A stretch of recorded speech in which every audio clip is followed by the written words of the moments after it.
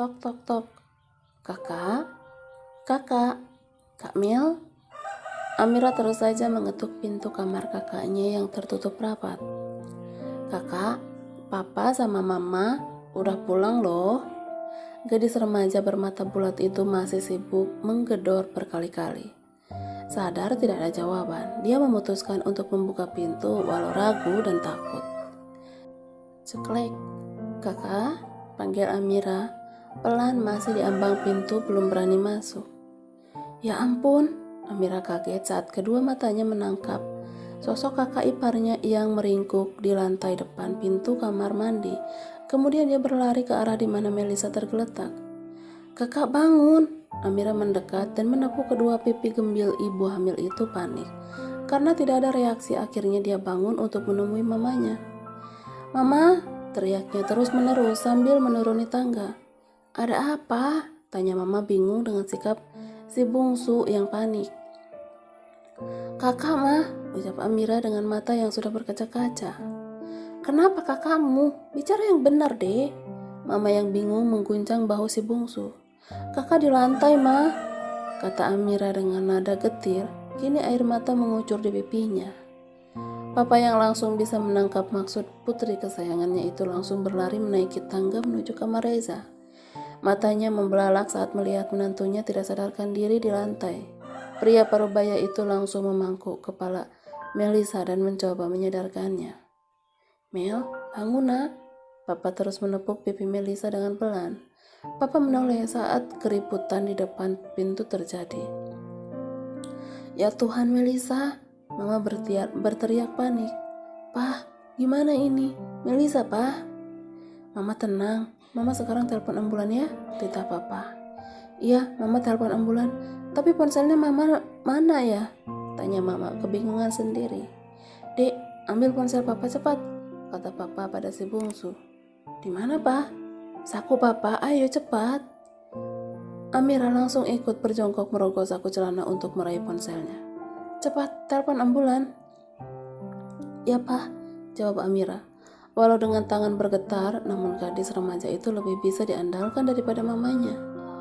Mel, kamu kenapa sayang? Ayo bangun. Mama yang sudah menangis terus mencoba membangunkan Melisa. Ada apa Nyonya? Tanya Eyang yang baru datang. Dia langsung menghampiri ketiganya. Minyak angin Eyang, kata Papa. Iya Tuan, jawabnya cepat dan sigap langsung mencari benda yang dipinta majikannya. Ambulan datang setelah 15 menit Amira menelponnya. 2 orang perawat langsung membopong ibu hamil itu masuk ke dalamnya bersama Mama yang akan menemani. Sedangkan Papa dan Eyang membawa mobilnya sendiri mengikuti dari belakang menuju rumah sakit miliknya. Sampai di rumah sakit, Melisa langsung dibawa ke ruang UGD. Seluruh dokter terbaik sudah menunggu sedari tadi, termasuk Dokter Lisa yang sudah lebih dulu dihubungi Papa saat di jalan. Sadar siapa yang akan ditangani kali ini, semua perawat dan staf sudah menyeterilkan setiap sudut rumah sakit. Mama jangan panik ya, ucap Papa, menenangkan istrinya yang berjalan mondar-mandir di depan pintu UGD. Reza, Pak, kata Mama. Iya, Papa lupa sama anak itu. Papa kembali merogoh kantong celananya meraih benda pipi itu dan mulai mencari nama anaknya, Little Son. Tutut. Hanya nada itu yang terdengar di telinga sang Papa, walau berkali-kali dia mencoba menghubunginya. Kemana sih Reza? Dengus Papa kesal. Apa mungkin sudah pulang? Ini sudah jam 5, tanya Eyang. Coba telepon ke rumah, Pak, titah Mama dengan mata yang sudah merah karena terus menangisi menantunya. Iya, Mah. Papa mencoba menghubungi orang rumah. Salah satu ART yang menjawab mengatakan bahwa tuan mudanya tidak ada di rumah. Sudah dipastikan Reza belum pulang dari kantor. Kali ini Papa menelpon Viana, sekretaris cantik yang pasti sudah tahu keberadaan anaknya itu. Halo Vi, kata Papa setelah gadis muda itu sudah mengangkatnya. Iya Pak, jawabnya tegang. Ditelepon langsung oleh pemilik perusahaan membuat Viana bingung bercampur takut. Di mana Reza? Apa sudah pulang? Sudah Pak, Saya juga baru pulang, kata Piana. Baiklah, terima kasih. Papa terus mencoba menelpon sang anak yang keberadaannya entah ada di mana. Awas saja jika datang, Papa akan suruh kamu berdiri menghadap kamar mayat. Reza yang sudah kesal karena pesannya tidak kunjung datang, akhirnya menghampiri salah satu pelayan. Mbak, udah jadi belum sih? Saya udah 40 menit menunggu, ucap Reza dengan kesalnya. Maaf Pak, bisa tunggu sebentar lagi, ujarnya dengan sopan. Reza mendengus kesal lalu kembali duduk di kursi tempat di mana ia tadi menunggu. Ponsel mana ya? Gumamnya sambil terus merogoh saku celana dan jasnya. Jangan-jangan di mobil atau di kantor. Reza semakin kesal karena ponselnya yang entah di mana. Ini Pak, seorang pelayan datang menghampiri Reza dengan membawa bungkusan yang langsung diserahkan kepadanya. Tak lupa, Reza pun memberikan selembar uang pecahan merah kepada pelayan tersebut. Terima kasih, kata si pelayan, yang hanya dibalas anggukan oleh Reza, pria tinggi berjas hitam itu. Langkahnya langsung tertuju pada mobil sedan mewahnya yang terparkir di sisi jalan raya utama. Terdapat banyak stand makanan juga kios-kios yang menjajakan aneka dagangan mereka. Dan Reza memilih mendatangi stand roti bakar yang akhir-akhir ini sangat disukai istrinya. Masuk ke dalam mobil, ia kembali mencari ponsel yang ternyata terselip. Nah, ini dia. Tanpa mengecek lebih dahulu benda pipi itu, dimasukkannya ke dalam saku kemeja. Kemudian menyalakan mesin mobilnya. Sampai di rumah mewah milik orang tuanya, dia dikejutkan dengan Amira yang lari dari arah tangga berhambur memeluknya. Gadis remaja itu ternyata masih berisak karena terlihat jelas dari wajahnya yang berantakan dan kedua mata yang merah juga sembab. Ada apa deh? Tanya Reza bingung. Kak Mel, lirihnya sedih. Kak kamu kenapa? Reza melepas pelukannya dan menangkap wajah adiknya. Kak Mel dibawa ke rumah sakit, ucapnya sambil terisak-isak. Siapa yang bawa? Memang kenapa deh? Tanya Reza panik. Kini bungkusan roti bakar yang sengaja dia beli sebelum pulang kantor pun jatuh begitu saja di lantai. Mama, Papa, dan Eyang Kak, jawabnya sambil menyeka air matanya. Kakak ke sana dengan cepat. Reza meninggalkan adiknya menuju mobilnya lagi. Dilajukannya kereta besi itu dengan kecepatan penuh, tidak peduli dengan para pengendara lain yang mengupatnya karena membawa mobil ugal-ugalan. Tak sampai 20 menit mobil sampai di rumah sakit. Beberapa yang menyadari kehadirannya langsung menunduk hormat, tapi sayangnya Reza tidak begitu memperdulikannya. Dengan sedikit berlari ia langsung menuju lift. Kini hatinya benar-benar kalut. Bayangan sang istri terus berputar di pelupuk matanya. Baru pagi tadi ia memangku Humairahnya. Mah, panggil Reza saat melihat mamanya berdiri dengan Eyang. Reza, istrimu nah, wanita parubaya itu memeluk putranya. Ada apa mah? Melisa mana? Walau dia sedang kacau, tapi Reza masih mencoba menenangkan mamanya yang menangis dalam pelukannya. Dia pingsan di kamar. Ada yang lihat istrimu tergeletak di depan kamar mandi. Ya Tuhan Rah, batin Reza sambil memejamkan matanya. Lalu sekarang gimana? Tanya Reza setelah mengurai pelukannya. Masih belum sadar, jawab mama sedih. Bukan hanya memikirkan menantunya, tapi juga bayi dalam kandungannya. Udah bicara sama Caca, Pak? Tanya Reza pada papanya yang duduk sambil memijat pelipisnya. Baru datang dari luar kota langsung dihadapkan oleh masalah ketidaksadaran menantu kesayangannya. Caca belum keluar, banyak dokter di dalam, jawab papa. Reza yang mendengar pernyataan papanya semakin panik. Minum dulu, Eyang menyodorkan satu botol air mineral pada tuan mudanya. Makasih Eyang, ucap Reza yang kemudian duduk di sisi papa. Aku takut Pak, ucap Reza. Kini wajahnya tertunduk dan ada setetes air mata jatuh di tangannya yang ia letakkan di pangkuannya. Kita berdoa semoga anak istrimu baik-baik saja, kata papa sembari menepuk pelan bahunya. Amin, Pak, sahutnya Riri. Reza, kini semua Mata menatap dokter cantik yang sedang berdiri di depan pintu, di mana di dalamnya terdapat seorang wanita hamil yang tidak kunjung sadar dari pingsannya. "Gimana? Gue mau masuk." Reza langsung berdiri dan menghampiri dokter Risa, memaksa menerobos masuk. "Maaf, Ra." Reza langsung menghentikan langkahnya dan membalikkan tubuhnya lagi. Matanya kini menatap tajam pada Risa. "Gue gak butuh maaf. Gue butuh anak istri gue," ucap Reza penuh penegasan. Reza tidak menghiraukan larangan dokter Risa untuk masuk. Dia tetap menerobos dengan paksa, meski ada dua perawat di balik pintu. "Ra, bangun sayang," bisiknya lirih di telinga sang istri yang terpejam. Wajahnya tetap cantik, walau terlihat pucat. "Kenapa? Ada apa dengannya?" tanya Reza menatap dua dokter secara bergantian. "Tekanan darahnya sangat tinggi," jawab salah satu dokter. "Lalu?" tanya Reza lagi seakan tidak puas dengan jawaban yang dia dengar. "Kami akan menunggu sampai pasien sadar." Reza kembali menatap wanitanya. Dia tidak peduli pada dokter yang akhirnya berpamitan keluar setelah mendapatkan kode dari dokter Reza. "Kenapa, Cah?" Reza bertanya tanpa menoleh. Dokter cantik itu menghela nafas. Dia berdiri di sini. Melisa berseberangan dengan Reza. "Udah gue bilang, masalahnya cuma di tekanan darahnya aja." "Bayinya?" tanya Reza. Kini matanya menatap tajam ke arah dokter Risa. "Sejauh ini aman, tapi kalau hal ini terjadi lagi, gue gak bisa jamin," ucap Risa. "Ayo sadar sayang, aku di sini," lirih Reza. Genangan air bening sudah bertumpuk di sudut matanya. Reza mengusap terus pipi gembil itu sambil memohon agar kedua mata istrinya cepat terbuka dan bisa melihatnya lagi.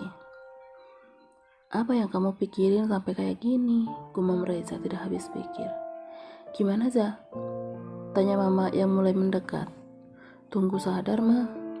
Mama kembali terisak, tangannya kini meraba perut menantunya yang membuncit. "Ayo semangati ibumu untuk sadar," ucap Mama tepat di perut Melisa. Reza yang melihat mamanya semakin terenyuh, dadanya kian sesak secara mendadak. "Demi anak-anak kita, Ra, ayo bangun." Papa yang terlihat sangat khawatir tidak bisa berbuat apa-apa. Dia memilih duduk di sofa bersandar sambil memejamkan matanya jauh di relung hatinya. Dia menyematkan nama sang menantu dalam doanya agar lekas pulih. "Nyonya, saya pamit pulang," bisik Eyang. "Iya, temani Amira di rumah, Eyang," kata Mama lalu memeluk wanita tua itu. "Doakan menantuku, Eyang," bisik Mama. "Pasti Nyonya, Nona akan segera sadar dan kembali tersenyum," jawab Eyang sebelum dia mengurai pelukannya. Eyang menghampiri Reza. Bayi yang dulu menangis di dekapannya kini menangis di sisi istrinya. "Eyang pulang, Nak?" "Iya, Eyang. Hati-hati di jalan dan terima kasih." Eyang hanya tersenyum sambil mengusap kepala Reza, anak laki-laki yang sering merajuk padanya dahulu. "Ma, kalau pulang gak apa-apa. Papa juga baru datang. Aku yang akan jaga Melisa." "Mama di sini aja," tolak Mama. Dia memang sangat khawatir. "Ma, kalian harus istirahat." "Baiklah, kami pulang langsung kabari Mama dan Papa jika terjadi sesuatu," ucap Papa yang akhirnya berdiri bersama Mama. "Mama harap jika Mama datang lagi, kamu sudah sadar, Nah," lirih Mama di telinga Melisa. "Kamu juga istirahat ya," pesan Mama. Akhirnya pasangan paruh baya yang terlihat letih berpamitan untuk pulang. Tinggal Reza sendiri bersama sang istri yang masih enggan membuka mata. Reza masih duduk di kursi sisi berangkar di mana Melisa terbaring lemah, tidak berdaya. Matanya tidak lepas menatap wajah sang istri yang kini tanpa senyum. Sesekali dia menyeka air matanya sambil mengusap perut di mana sang buah hati berada. "Aku tahu kalian kuat, aku mohon, jangan menyerah sampai di sini. Bertahanlah sampai waktunya," lirih Reza sedih. Dia tidak bisa membayangkan jika harus kehilangan salah satunya. Ja, bisa kita ke ruangan gue yuk? Ada yang mau gue sampein soal Melissa. Hipertensi gestasional, itulah kata yang diucapkan Dokter Risa saat Reza ikut bersamanya. Kini dua orang itu sudah duduk berhadapan di ruangan sang dokter. Apa itu? Gue nggak ngerti, tanya Reza bingung. Iyalah, lo kan taunya tanda tangan doang, ejek Risa dengan senyum jahilnya. Cepet jelasin, gue mau nemenin istri gue.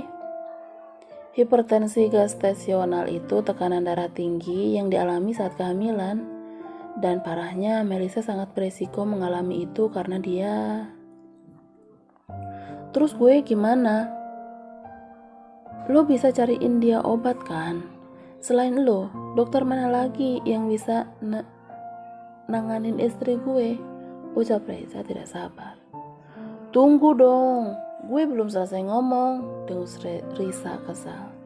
Oke, lanjutin, kata Reza mencoba tenang mendengarkan apa yang mau Risa katakan. Tekanan darah tinggi itu terjadi karena tekanan pada plasenta meningkat. Ucap Risa, dia memperhatikan raut wajah bingung pria di hadapannya itu. Gue gak ngerti bahasa lo, ujar Reza. Model kayak lo hanya bisanya bikin doang, kekeh Risa sambil menegak minumannya. Sialan lo, Melissa juga mengalami preeklampsia. Apaan lagi tuh? Tanya Reza semakin bingung. Kondisi yang ditandai dengan tekanan darah tinggi, protein dalam urin juga bengkak, di kaki juga lengan. Risa kembali menjelaskan. Iya, kakinya bengkak, lirihnya. Lirih Reza membenarkan ucapan dokter sekaligus sahabatnya itu. Melissa berisiko melahirkan dini. Reza langsung menatap tajam kedua mata Risa dan Risa hanya mengangguk. Maaf Ja, ucapnya pelan. Reza menghela napasnya berat, sungguh sakit hati dan kepalanya saat ini. Tapi gue harap Melissa bisa melahirkan normal seperti HPL yang udah gue kasih tahu. Gue akan berusaha semaksimal mungkin ibu dan bayinya sehat sampai waktunya. Lalu gue harus gimana? Jangan buat dia stres, itu kuncinya. Hatinya harus selalu happy, jawab Risa. Gue gak pernah mancing emosinya, selama ini gue selalu ngalah. Apapun gue turutin, kata Reza. Kini pembicaraan mereka menjadi sesi ajang curhat. Bukan hanya lo yang harus lakuin itu, orang-orang di sekelilingnya juga, Ja. Reza terdiam. Dia mengernyitkan dahinya seakan sedang berpikir. Oke, gue balik ke kamarnya dulu. Reza melangkahkan kakinya dengan cepat menuju kamar di mana sang istri berada. Dia membuka pintu dengan sangat pelan. Namun Reza terkejut saat melihat Humairahnya sudah sadar. Ra, pria itu langsung berhambur memeluk istrinya, menumpahkan segala rasa yang menyesakan dadanya. Kamu sadar sayang, kata Reza setelah mengurai pelukannya. Mas, aku haus, ucap Melissa pelan. Iya Ra, tunggu.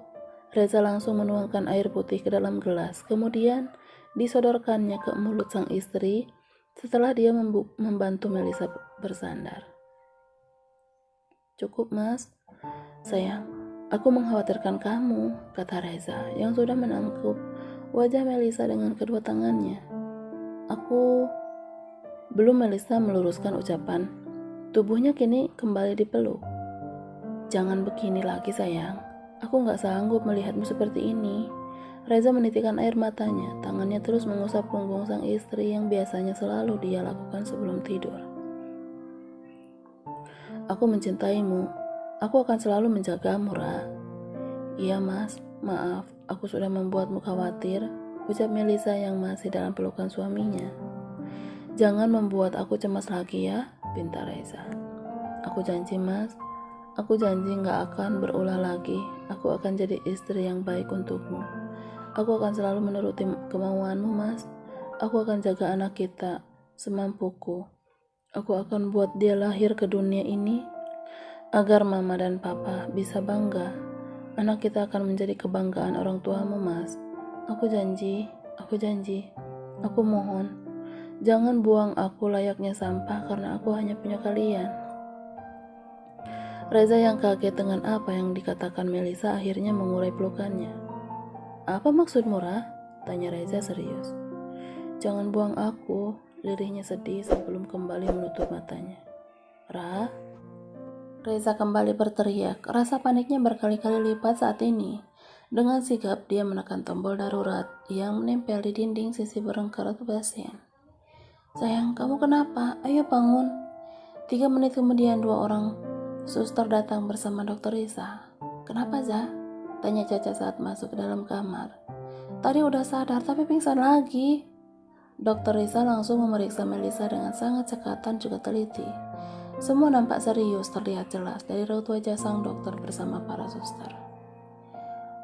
Mana sus? Kata Risa pada salah satu perawat yang ikut bersamanya tadi. Ini dok. Risa memberikan satu suntikan yang ternyata itu penguat kandungan. Dia benar-benar cemas akan bayi di dalam perut istri sahabatnya itu. Terlebih dia juga adalah menantu dari pemilik rumah sakit. Cak, ujar Reza masih nampak panik. Tangan istrinya tidak sedikit pun lepas dari genggamannya. Udah, jangan panik, gak apa-apa. Dia pingsan lagi dan lo nyuruh gue gak panik, sungut Reza kesal. Kita lihat 1 jam kemudian. Nanti kita cek bayinya lewat USG, kata dokter Caca. Kenapa nggak sekarang? Tanya Reza mulai emosi. Semua ada prosedurnya, Ja. Kita nggak boleh gegabah. Pokoknya lo tenang aja, gue yang urus semuanya.